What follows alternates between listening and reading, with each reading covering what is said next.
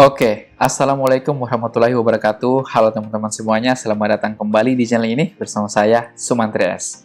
Nah, jika teman-teman sudah pernah bekerja di perusahaan teknologi, tentu teman-teman tidak merasa asing dengan kata atau istilah API.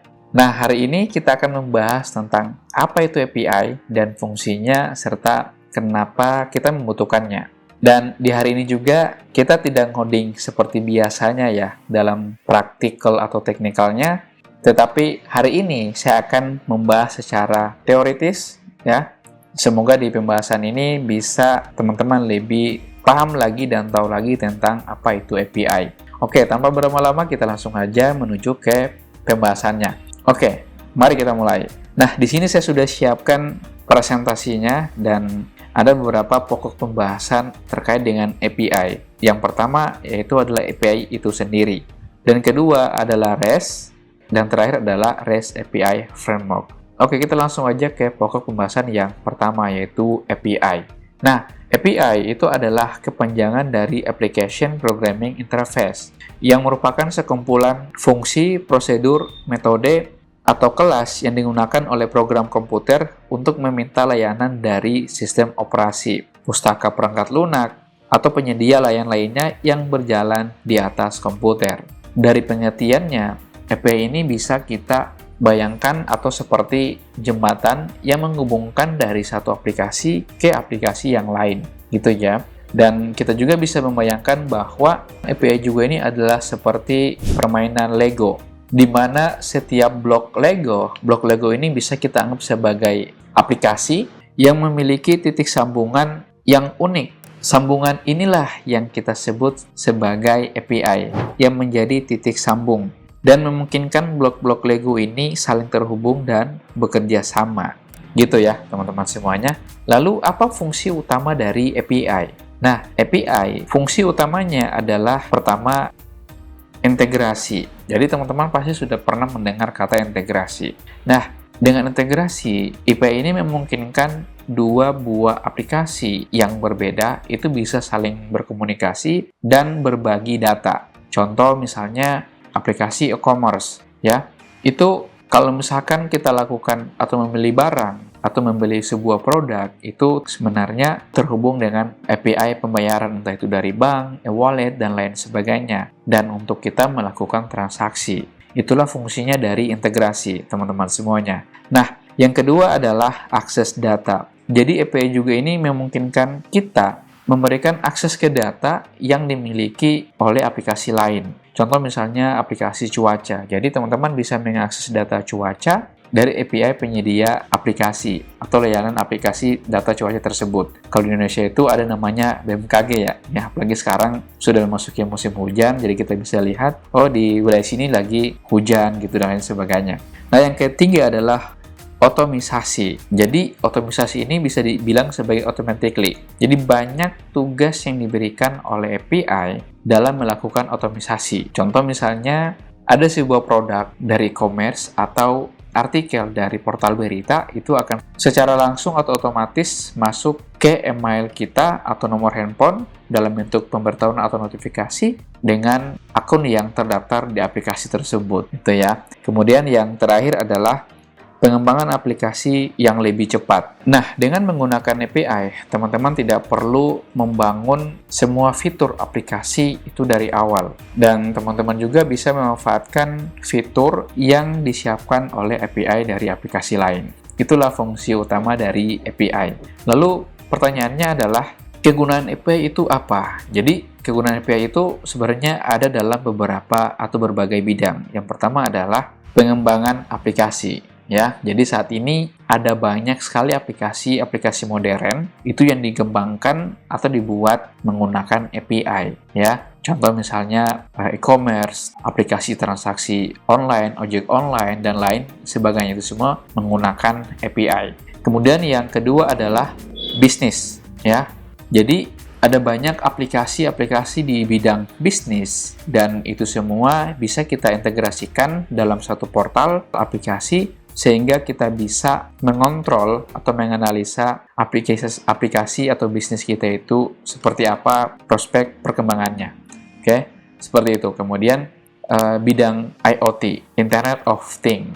Jadi, API juga bisa diterapkan menggunakan IoT. Dalam sebuah perangkat, kita bisa menanamkan sebuah API, contoh dalam mengontrol jarak jauh, entah itu lampu, remote, control, dan lain sebagainya. Itu semua bisa kita gunakan dengan API. Ya, itulah kegunaan dari API dalam berbagai bidang. Lanjut kita ke pembahasan selanjutnya, yaitu REST API. Nah, REST API itu apa? Jadi REST itu adalah Representational State Transfer, yaitu sebuah gaya arsitektur yang dirancang untuk memudahkan komunikasi antara sistem komputer di web. Ya, jadi merancang komunikasi, memudahkan komunikasi antara sistem komputer di web. Dan mengapa REST? Nah, jadi ada beberapa alasan kenapa REST ini penting. Ya, pertama adalah standarisasi. Ya, jadi memang di REST ini mereka sudah memiliki standar umum dalam berbagai sistem sehingga dapat berkomunikasi dengan mudah tanpa membuat protokol khusus. Itu mengapa REST yang pertama. Lalu mengapa REST yang kedua, yaitu sederhana, ya. Jadi I like sederhana, I like simple. Sederhana, dan saya suka yang simple, ya. Dan di REST API ini menggunakan metode yang sangat sederhana dan cukup terkenal, yaitu HTTP. Jadi HTTP itu Hypertext Transfer Protocol. Teman-teman sudah pasti tahu dengan HTTP itu. Ada beberapa metode. Pertama, menggunakan GET, POST, PUT, dan DELETE. Dan juga menggunakan format sederhana, yaitu JSON atau XML, membuatnya mudah dipahami dan diimplementasikan. Kemudian mengapa REST yang ketiga, yaitu fleksibel. Jadi REST sangat fleksibel dan dapat digunakan untuk berbagai jenis aplikasi, dari aplikasi web sederhana hingga sistem yang kompleks. Jadi sudah ada standarisasi, sederhana, dan fleksibel. Nah, kemudian yang terakhir, mengapa REST yang terakhir adalah stateless. Jadi stateless ini bisa dibilang mandiri, ya, atau berdiri sendiri. Masing-masing permintaan dari klien ke server adalah mandiri, sehingga server tidak perlu menyimpan informasi tentang status klien antara satu permintaan dan berikutnya. Jadi dengan mengapa REST tentang stateless ini, artinya tidak memaksakan server untuk bekerja keras, ya, terhadap permintaan klien. Nah, dengan REST ini artinya dikhususkan mandiri kepada si klien untuk menyimpan semua data-datanya, ya, menyangkut dengan data dari klien tersebut. Dan tentu dengan cara seperti ini bisa dipastikan aplikasi itu akan bekerja dengan sangat cepat. Kenapa? Karena tidak semua data itu dihandle dalam satu aplikasi, tetapi di stateless-kan atau dimendirikan terhadap si klien itu sendiri. Oke, itulah mengapa REST. Dan topik ketiga yaitu REST API Framework. Jadi REST API Framework ini adalah seperangkat alat dan pustaka yang dirancang untuk mempermudah dan mempercepat proses pengembangan API yang mengikuti arsitektur REST. Jadi API Framework ini mengikuti dari arsitektur REST. Dan kita bisa bayangkan bahwa REST API ini adalah sebuah kerangka rumah. Dan sebenarnya kalau berbicara soal kerangka rumah, artinya sudah ada struktur dasarnya yang sudah jadi dan kita tidak membuatnya dari nol lagi. Nah, dan dari sini kita bisa ambil kesimpulan bahwa REST API ini adalah sebuah bahasa pemrograman, gitu ya. Bayangkan kalau tidak ada REST API Framework ini kita bangun dari awal, tentu mustahil untuk kita bisa membangun sebuah API, ya. Bayangkan berarti kita harus menyiapkan dulu rumahnya seperti apa, gitu ya. Nah, kita tadi sudah membayangkan bahwa REST API ini adalah sebuah kerangka rumah. Jadi kerangka rumah itu bisa dibilang yang saya katakan tadi adalah sebuah bahasa pemrograman yang paling terkenal untuk API REST Framework. Itu bahasa pemrograman yang sering dipakai. Yang pertama adalah Python, ya. Jadi Python. Kenapa Python? Karena Python ini bahasa pemrograman yang tingkat tinggi dan sifatnya atau dijalankannya secara interpreter ya, dan bukan compiler. Pasti ada perbedaan antara interpreter dan compiler. Dan di Python ini sebenarnya ada REST API Framework yang cukup terkenal, yaitu DRF, Django REST Framework, dan Fast API, dan ada banyak lagi sebenarnya. Dan yang kedua adalah Node.js. Nah, Node.js ini sebuah framework sebenarnya yang dibangun atau ya dengan menggunakan bahasa pemrograman JS atau JavaScript. Dan di Node.js ini memiliki kerangka API dengan menggunakan Express.js, Koa.js, dan lain sebagainya. Dan yang ketiga adalah Java, jadi Java menggunakan Spring Boot dan juga Dropwizard, dan terakhir adalah Ruby menggunakan Sinatra dan Rails. Sebenarnya bukan hanya 4 bahasa pemrograman ini, dan bahasa program yang lain juga kita bisa membuat API kita sendiri dengan menggunakan bahasa program yang kita sukai gitu ya teman-teman semuanya. Cool, ini menarik. Nah, kenapa REST API Framework? Yang pertama itu efisiensi ya.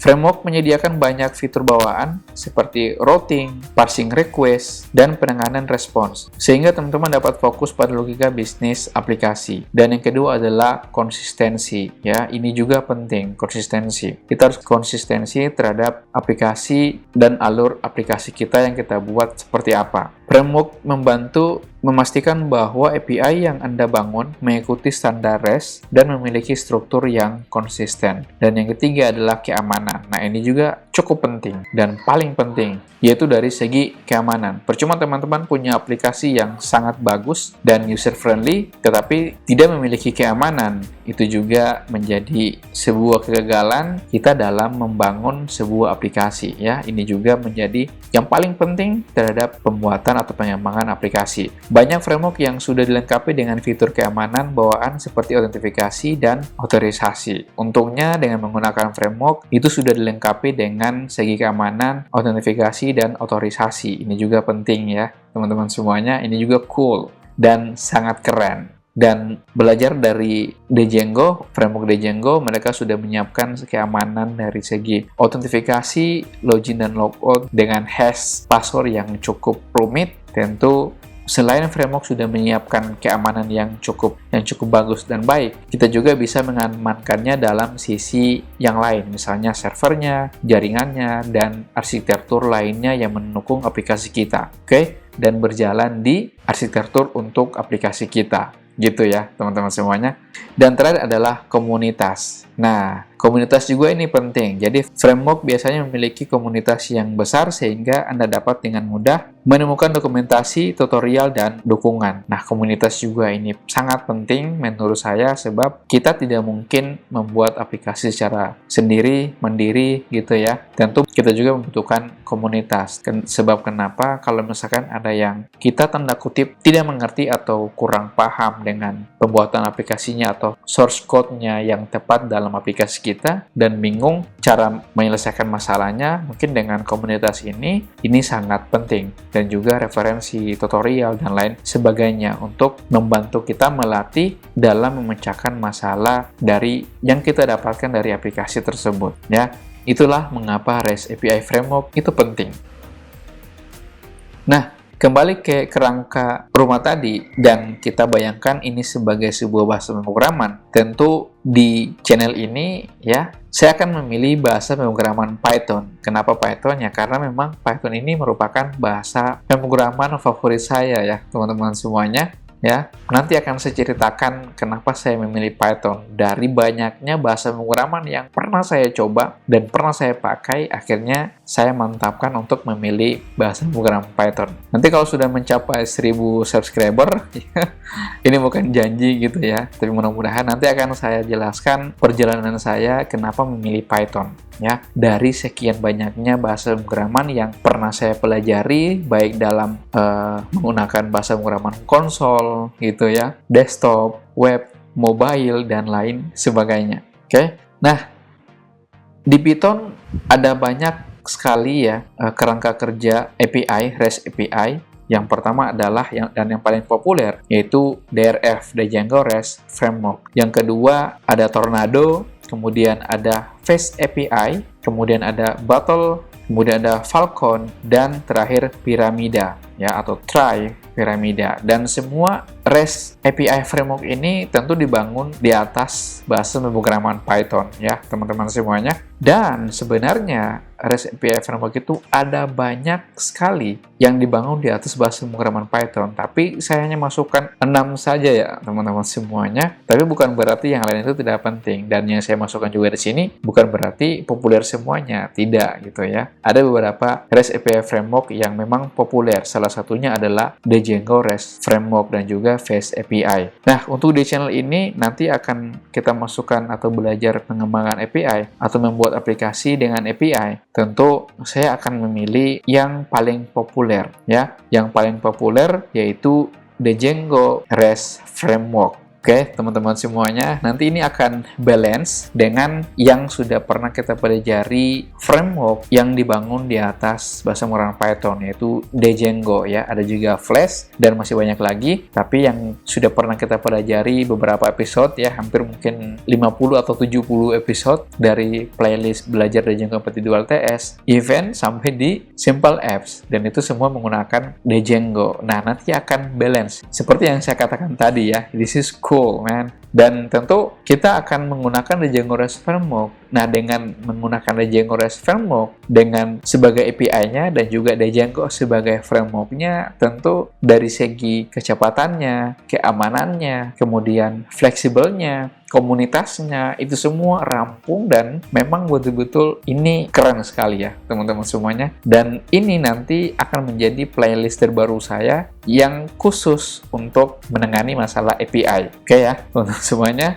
Oke, saya kira cukup ya untuk materi kita hari ini tentang API dan kenapa kita membutuhkan API itu, dan beberapa fungsi serta kegunaan dari API sudah saya jabarkan. Mudah-mudahan teman-teman bisa dengan mudah memahaminya ya. Kalau misalkan teman-teman masih bingung atau ingin bertanya atau diskusi, silakan teman-teman bisa bertanya atau diskusi di kolom komentar. Nanti sebisa mungkin ya akan saya jawab dari pertanyaan teman-teman. Dan sekali lagi terima kasih juga untuk teman-teman yang sudah mendukung saya ya dengan mengklik tombol subscribe. Silakan teman-teman subscribe karena ini channelnya masih baru gitu ya, dan teman-teman yang suka ngoding dan suka dengan teknologi terbaru tentang dunia ngoding atau tools ngoding, bolehlah di subscribe gitu biar